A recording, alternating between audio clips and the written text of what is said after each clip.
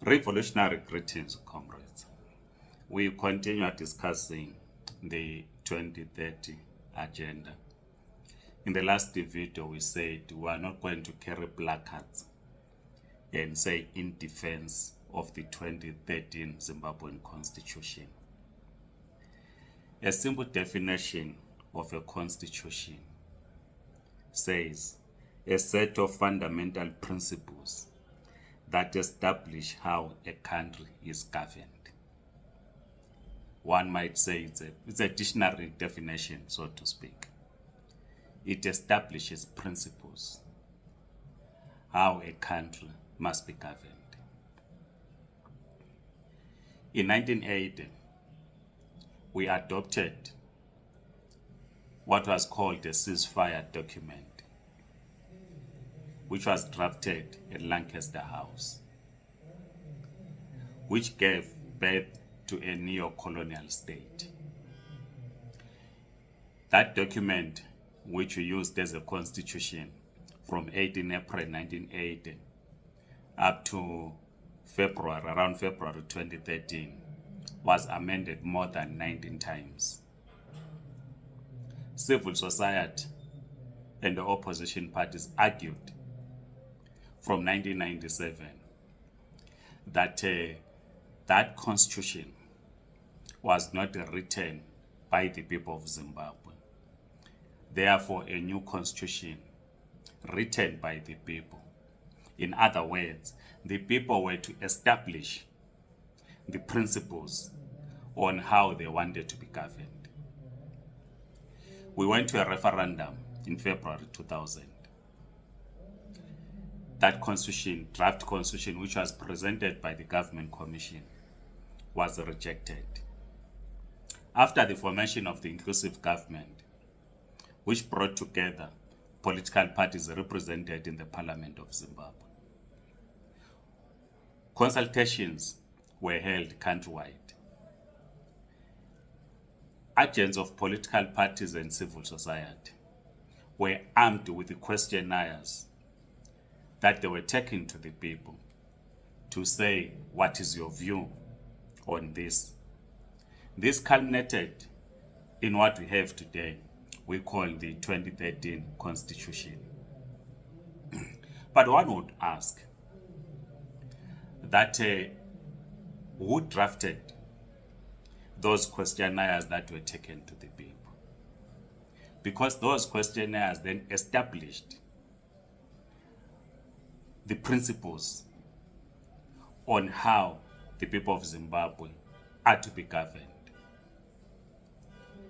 The opposition, when it participated in the rewriting of the constitution or in those consultations, the opposition's main concern was around the presidential term limits. To say you cannot have a president that can stay in power forever. You needed, after a decade, to change a president. Fair comment, fine, no one objects to that. Secondly, the opposition wanted to decentralize political power. The argument, genuine argument for that matter, is that political power is concentrated in Harare. Therefore, you needed to decentralize, a concept called devolution of power. That you should have provincial governments in Zimbabwe. It is in the constitution, but it's not implemented, but it is there in the constitution of Zimbabwe. They were borrowing heavily from South African governance structure, where you have a premier, yes, his cabinet, you have a provincial legislature, or one call it parliament.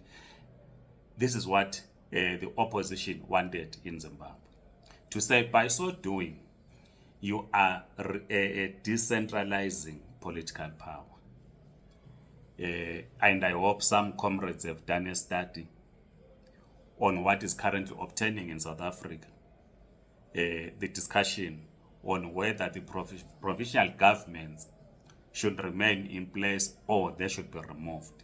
And also the relationship between these three tiers of government: the local, the provincial, and the national government. So these were the issues, main issues, some of the main issues that the opposition had, and of course the Bill of Rights, which is there in the Zimbabwean Constitution. Because the opposition and civil society aligned with the opposition believed that a new constitution will, amongst others, address the electoral question and make it easier for the opposition to win an election without the ruling party rigging an election, and easier to transfer political power from the ruling party to the opposition. Fair.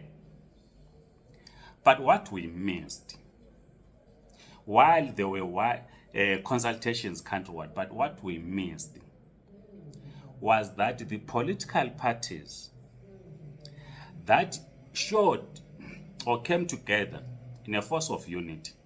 Last night we spoke about unity in action. In a force of unity coming together, agreeing and campaigning together for the adoption of the constitution. These were bourgeoisie political parties. We've spoken about what these bourgeoisie parties represent. What was missing and what is still missing in the Zimbabwean Constitution is the whole question of the working class and peasantry. Because the Zimbabwean Constitution does not give